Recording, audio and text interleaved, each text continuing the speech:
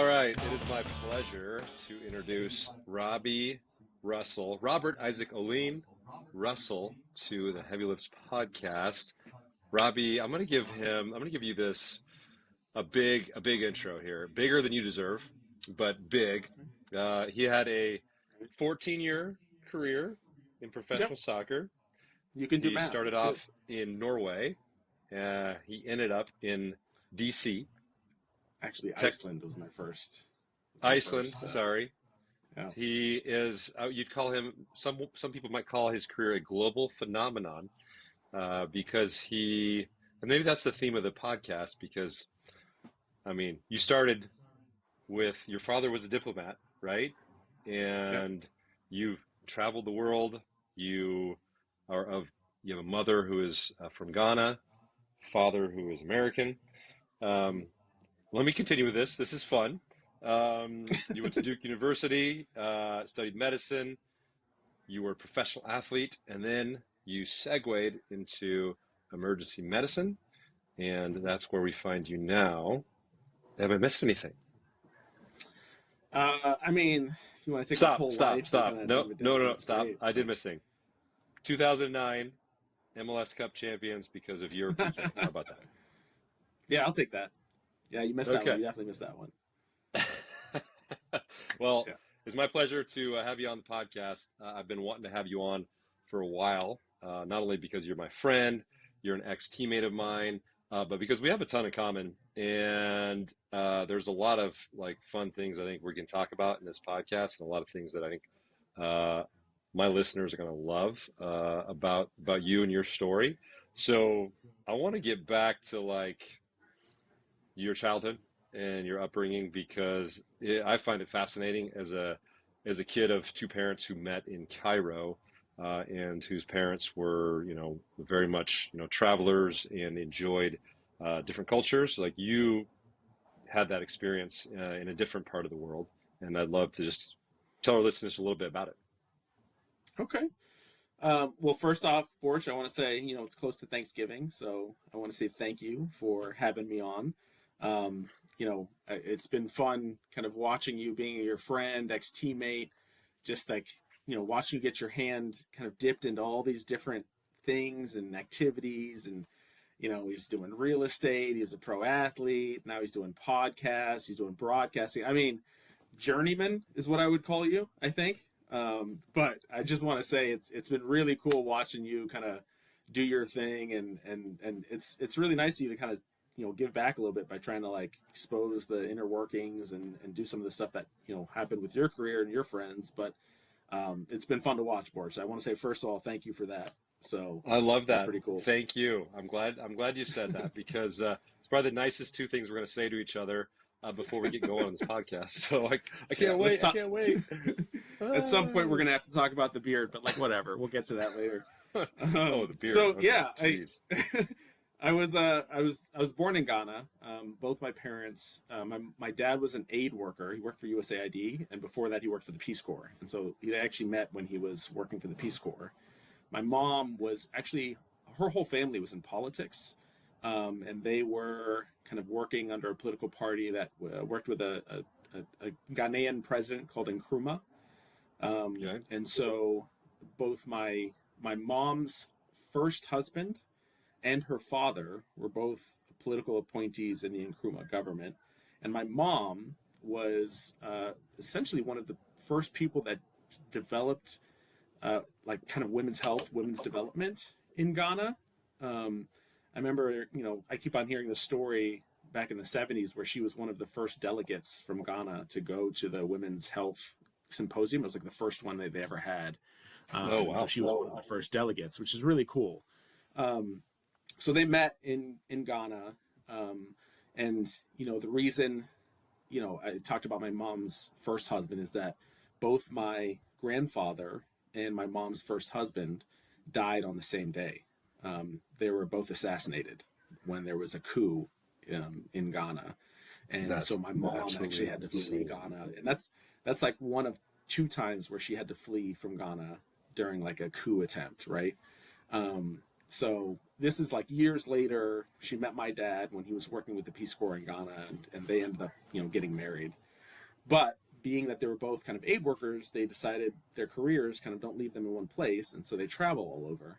And so Hmm. I kind of grew up almost like an army brat, where I was just moving from place to place. So, initially I was born in Ghana. We were there for a year or two when I was a baby. Then we came back to the States for a year or two. Then we went back to Ghana. Then eventually, I'd say right around the age of 10, moved to Sri Lanka.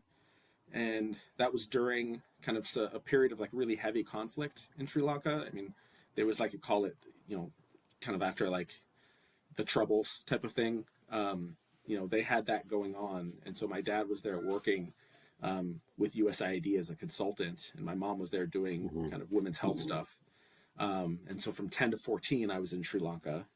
And then 14, parents got divorced. And then my mom decided to come back to the States because her older kids, my older brothers and sisters, were going to college and stuff here in Hmm. Massachusetts. So she decided to come back to the States, which is where I spent high school. So Right. that's the early years. I don't know if you want Yeah. me to keep going or if you want to kind of jump in, ask, you let me know. Yeah. So, I mean, a lot of political upheaval that you kind of lived through and also kind of impacted your life, right? So, like, how did you manage all that as a kid, having to move around so much, with all this, exterior noise of the political things happening when you're just like a kid, you're just trying to like make friends and hang out. Like, how did that affect you? Um, it's actually really hard to say because everyone says like what was your upbringing like. Your upbringing is your upbringing, right? You don't have anything to compare it to, so you don't know what it's like for Mm, someone else. So like that yep. was just kind of how I was brought up, right? I remember coming home from school one day and my dad coming back with his little, he had a big Jeep. Was it a Jeep Cherokee? No, it was a Range Rover. He had a big Range Rover that he used to use to go out into like more rural areas. And he came back and there was these massive bullet holes like in his car, like all along the side of the car. And so like I walk in and I'm like, oh my God, what's happening? And my dad's just kind of sitting at the computer, like doing his thing. And I was like, oh, he's like, how you doing? How's your day? And I was like, good. How was your day? And I'm like walking I back and just there's got bullet holes on I my just got dad's shot car. at. Yeah. Yeah. And he's like, oh, it was a minor scuffle. They confused us for another group. It's fine. I was like, what?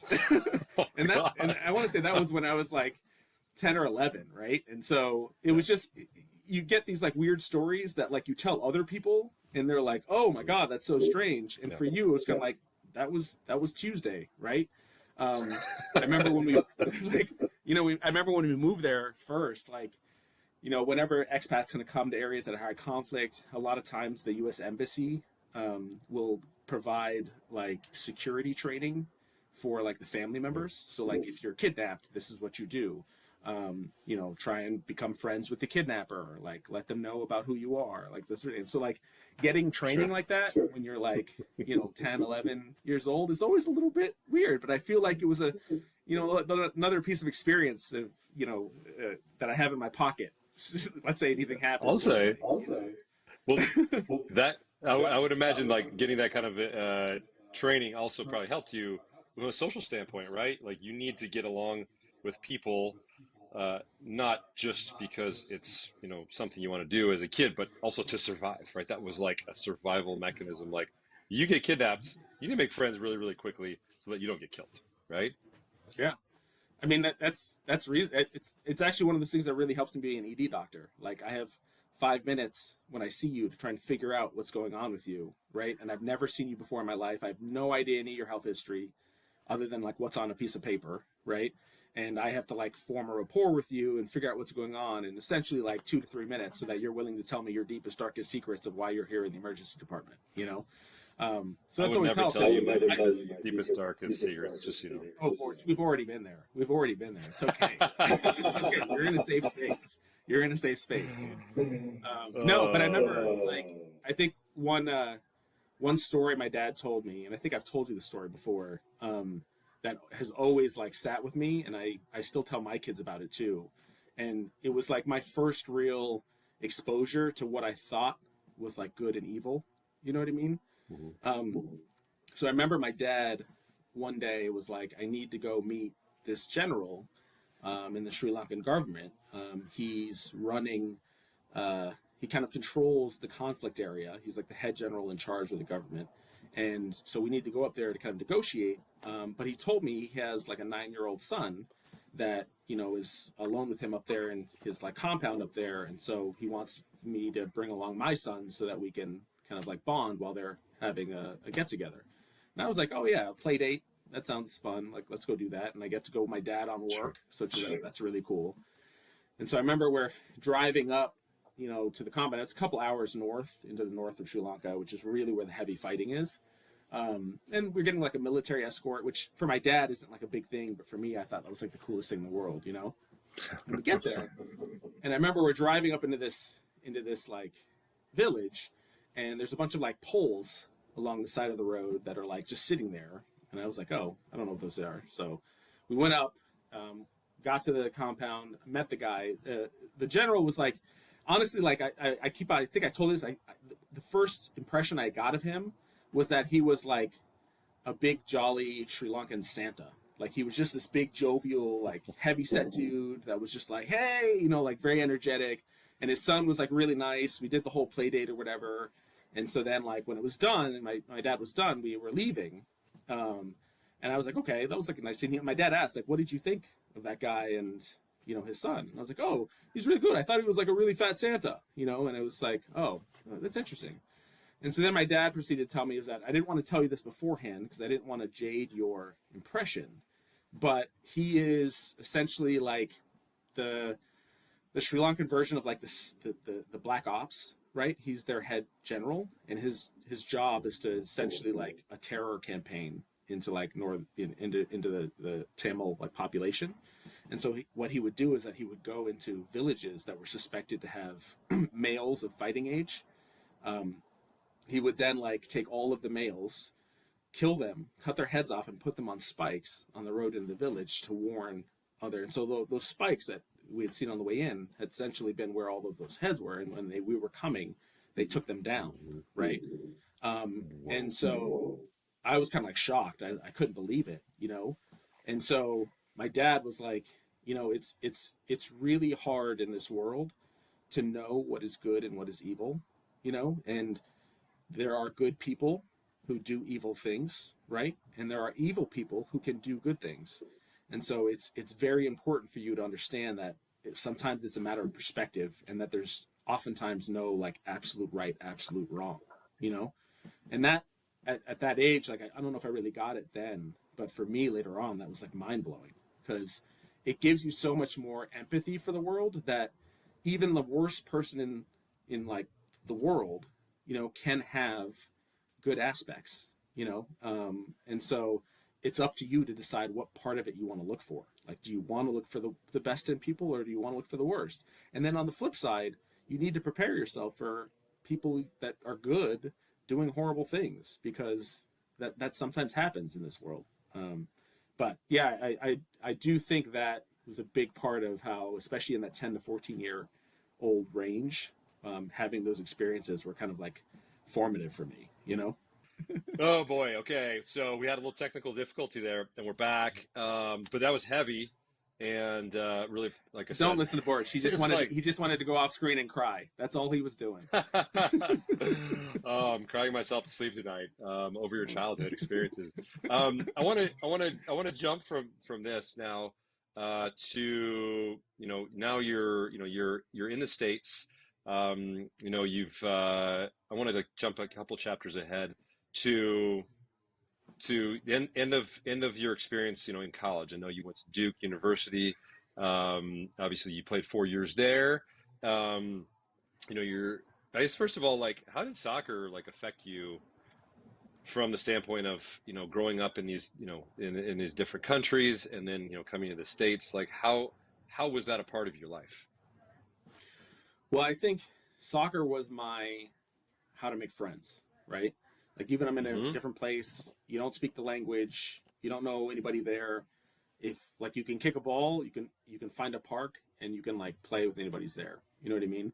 I think that's the And truth. so for Yeah. me, everywhere we went, like that was the first way I made friends. Like I loved playing pickup soccer, and so when we moved to Sri Lanka, I didn't have a lot of friends, so I joined the school team and I played pickup at the park, and so I made friends that way. And so that was my quickest way to get to know people without them knowing who I was, knowing the background, having any kind of pre-assumptions. It was just like come and play. Mhm. And so that helped me a lot when I was moving around all those different places. And I think it also helped me whenever in my career it came time to make a decision, whether or not it was far away from home never really played a factor for me. Like I was always okay being like, Mhm. oh, I'll just go here, I'll go there, like not a big deal. So it made it like one less thing I had to stress about whenever I was like making decisions. And when did you know you were good at soccer? Because I think I remember this story, but I think this is kind of a fun story. Well, I definitely knew when I was bad at soccer, right? So I Well, remember yeah, I whenever I told you you weren't marking up and tracking back as my right back. But no, go ahead. it's Sorry. because you're supposed to cover me. It's supposed to cover me so I can be free. You have to let Quit me going so free. far ahead. Protect the space, Robbie. God. Okay. Sorry. No, so I remember one of the trips my family took with us to go to Ghana. So both my older brothers played. My oldest brother was like a very good player, and we went to Ghana. And I remember I was playing like I had been playing like club soccer in the States, and so like I was okay. I was pretty good. And I was like, oh yeah, I can go hang with the guys at the park. And he took me to like the local park in Ghana to like go play just for fun. And we were playing with kids that were like definitely smaller than me. I don't know how old they were, but they were probably much younger than me, and they like made me look foolish, just foolish, like nutmegging me, all these skills, and I was just like, what is happening? Like I train, I'm pretty good at What is soccer, like I happening? know all my basics, and they were just like doing me dirty. And I just remember my brother said for me that he noticed a change in me then where I all of a sudden got like serious about like wanting to be good at soccer. You know what I mean? Because Mhm. I realized like I was so like there was so much more to the football than just like going out and doing the tactics and running. And it was like you needed to have some subtlety to your game, a little like spice. And I didn't have that at that point. He was just like, it just took some younger kids nutmegging you a couple times, and all of a sudden you're like, okay, I need to take this seriously. Um, That's what got the fire so I lit, definitely, huh? That's yeah. I mean that was when I was real young. So I would have been like, I want to say like 8 or 9ish, something around that. Maybe even younger. But that was definitely like my first experience of like being made a fool of on the soccer field. Mhm. And I definitely remember starting to take it more seriously then. But in terms of like actually knowing when I was going to be good, I probably would say I didn't really think I was that good until maybe college. You know what I mean? Like I would say maybe junior year of college, I started getting some like, oh, like our team's good. I'm a good player on this team. We were like ranked one, kind of going into the See, I remember tournament. I remember differently. I remember you telling me that you could hit the crap out of the ball, which you could hit a long ball like right? And I remember you saying something about being in Sri Lanka or somewhere and saying, "Dude, I could like kick the crap out of this ball and like none of these kids could even touch me." Well, that Maybe you was just made that that was up. different though. No, no. So that was different. That was because when I was playing in Sri Lanka, like soccer wasn't really the main sport in Sri Lanka. Like cricket and rugby are the two sports, right? And I remember like they wanted me to play on the rugby team, and I could punt the ball really far, and when I was playing soccer, I could kick it farther than anybody else. And so like it turned it into like, oh, I was good then. But then I was like, perspective wise, like Sri Lanka is not like a soccer powerhouse. You know what I mean? So I didn't really think like my competition. I just knew that I was better than those guys. You know what I mean? But that Ah, was also okay. like my elementary school team. So I feel like that was the perspective part. But yes, I could kick the ball far, Borch. Thank you. Yes, I can hit a good long I ball. mean, one of your best attributes, right? So let's just jump forward then to Duke. So you're on this really good team. You realize you're a pretty good soccer player at this point in your collegiate career. Let's fast forward to like you're done with college and like that decision, what you want to do next, because clearly you wanted to take it to the next level, right? And you had a few different Yeah. options. Yeah. I think at that point, the league was like really new. It had only been going for a couple of years. Um, Mhm. you know, the the I will say like the salaries and the contracts then were barely livable. You know what I mean? Oh, Especially in the not big even cities. livable. Yeah. Especially in the big Yeah. cities you want to live in. And so I was like, I remember I was projected to go pretty high in the draft, right? And this But is what year? Because you're older than me, like way older. 2001, I think, would have been that draft year. Yeah. Um, Pretty ancient that number. yeah. And What? so like I remember like them talking to me, being like, "So you're going to go high in the draft. This would be a good time to get like a guaranteed contract and try and get as much money as you can." And I was like, "Well, the league's pretty young. I don't know if I want to go." Everyone the epitome of soccer, and I even think to this day is still European football, right? Like playing in UEFA Champions League is like the epitome, is the highest you want to get. World Cup aside and like national team stuff aside, this for club football, you really want to be playing in Europe, right? And I remembered at that time I was worried that not coming out, because my mom was like, you have to finish school. Like there's no way you're gonna go play soccer if you are not going to finish school. So like that was not an opportunity to like leave early. It was like And so like finishing school, like, and at what point in time did you know, like, were you doing pre-med at this time? no. Well, I started as pre med, and Yeah. then because I was a scholarship athlete, my mom was taking care of me. She was kind of essentially a single mom at the time, Yeah. and I was like, the only way I was going to go to a school like Duke is if I got a full ride. And I remember my freshman year, I came in pre med, took my first. I think it was like, what was it? It was math. Yeah, it was calculus. It was calculus. I took my first calculus test and I bombed it. And I was like, I can't risk my scholarship. So I'm like, okay, maybe pre-med's not for me. Maybe being a doctor's not for me. And so like I switched my entire like degree. I went like the sociology route, maybe did a little statistical analysis stuff in there, but like I just did like the athlete route after that, because I was like, all the athletes I knew at the time, the soccer players that were like graduating, like they'd get the sociology degree, then they'd go and be like an iBanker or something, and I was Yeah. like, okay, maybe that's what I want to do. I don't know, because you're a kid in college, you don't know what you want to do, Yeah. Yeah. and so I figured I didn't. I thought I was a good player, but I didn't know how good, and so I was like, you know what, I'm probably gonna get a contract for like a year or two, and then like if I'm lucky, I play a little bit. If I'm not, then I get hurt or somebody cuts me, then I'm right back where I started. So like, why, settle for staying here domestically when I could try and make a chance at Europe and see what I can do. And so for me, it was never about like, because the money they were offering me was the most you could get for a rookie getting drafted at that time. And so I was like, it was never about the money for me. It was always about like, just take your chance, enjoy it as much as you can, because it's not going to last long. It's not going to be there forever. So why not try go big or go home, right? And so at that point, I told the league that like I'm going to decline my, being drafted, and I'm just going to go on trial to Europe.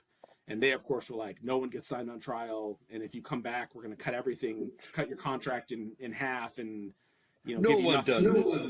No one leaves the league like this. You can't do that. So I was like, okay, sure. And then I feel like they still drafted me anyway. Like I think LA still Yeah. drafted me in the hopes that I got cut in Europe and came back. Right. But You, that was you also called their bluff. the days where but that was also the days where like if they drafted you, they had your rights for like 5 years. It was like crazy. Oh, I it's was like, ridiculous. yeah, Yeah. yeah. So yeah, Yeah, I you was just literally like, you could know what, be. let me just give it a shot. You literally could be a college kid who never had any interest in MLS and could go straight to the pros in a different league somewhere, and they could draft you. Some team could just pull your rights and be like, "Oh, I'm going to hold on to these rights in case you ever come back," and then your rights have to be traded for something, right? Even though this team has never done anything for you, Touch right? me, There's never been develop any me, contributed anything, give me any money, no nothing. financial. It's They own isn't it that everything. is such And I remember when such I a came back racket. to the league, and this was years later, they had to like make an agreement with like And I was like, what? Like, I've not been with this club for like 9 years. How they still have some sort of right to me? I don't know. Don't get me started on that stuff, Borch. Don't get Don't me let's started get. either. Yeah, I had the same problem when I came back from Norway. It was like I had to have, let's see, my rights were with Colorado. No, no, no. It was different for me. My rights were done because Colorado got compensation for me going to Norway. And then I came back, I had a reentry draft, right? And Yep. Toronto picked me up for like a hot minute. And then I got on the phone with Mo Johnson, the GM at the time, and I had like a little bit of I had this Oz trigonum bone spur in my ankle, and I was like I didn't want to go to Toronto, so I was like kind of leaning into that. And Mo's Yeah. like, "Oh, mate, you didn't tell us you had this going on. You didn't tell us." And I was like, "Well, I was under the impression I was going to go to Salt Lake, so we got to make this happen. I don't want to go there." And he kind of relented, and Salt Lake picked me up, but the whole process was just so complicated and Yeah. confusing, It's a lot, So, especially being an anyways, American player. You think it'd be more encouraging for American players to like come back, all but right. So all MLS, reentry draft slash rights aside. So you had a decision to make. What happened? so I thought let's just take a chance. I told the league I wasn't gonna go to the draft, the team I was drafted to, and I'm just gonna go on trial. My agent at the time was Norwegian, so he took me over to Norway. Actually, I think I tried out for a small team in Norway called Sogndal first. Then I jumped over to Denmark and tried out for a team Aarhus. And then by the time I was done with my tryout at Aarhus, Sogndal had already offered me a contract. And so I got onto a team, and I was like, sweet. So I played for a really itty bitty little club in Norway that I loved playing for. It was great. Give us a sense of where on the Norwegian map, like Sogndal is. I know where it's at because I played professionally in Norway, but give everybody kind of a sense of where it is on the Norwegian map. So if you think of Norway as like a big teardrop, right? There's like Hmm. a big section in the bottom and then a big long tail that goes north. Norway is on like the largest, not Norway, Sogndal is on the largest fjord, Sognefjordene, that is in like kind of like right above the notch of the middle of the tier, right? And so if you get in this little crack that kind of goes in, it's right along one of these big, huge fjords, right in like the middle to northern part of Norway. And how far away was that from like the biggest nearest city, which I would guess would be like a Bergen, or was it Um, somewhere I think, else? well, I, I mean, so I flew in from Oslo every time, Hmm. and every time you fly into Oslo, and then you get on this little itty bitty like puddle jumper plane that like you'd get in, and it's the type of planes where you get on and they're like everyone sit on the left side because all the luggage is on the right. You know what I mean? Like it was one of those type of Yeah. planes, and they would take off, and it would be about like an hour long flight from Oslo. But I just remember because every time we would land, the runway was on the top of like a hill, right? And so it's like here's a mountain. They cut off the top of the mountain, and that's the runway, right? And it's this tiny. And so if you miss the runway, you're falling off a cliff. And so I always remember every time flying into Sogndal, you'd be watching it because like the plane's small, so you can see like out the windows. You can see the front of the plane, you can see the back of the plane, you can see what the captain's looking at, and it would just be like this itty bitty little road that he had to land on, and he'd hit it, and brakes would slam on, and you'd have to stop real fast. And it was like every time coming in from off season, like this was the flight I had to look forward to kind of get back into Sogndal.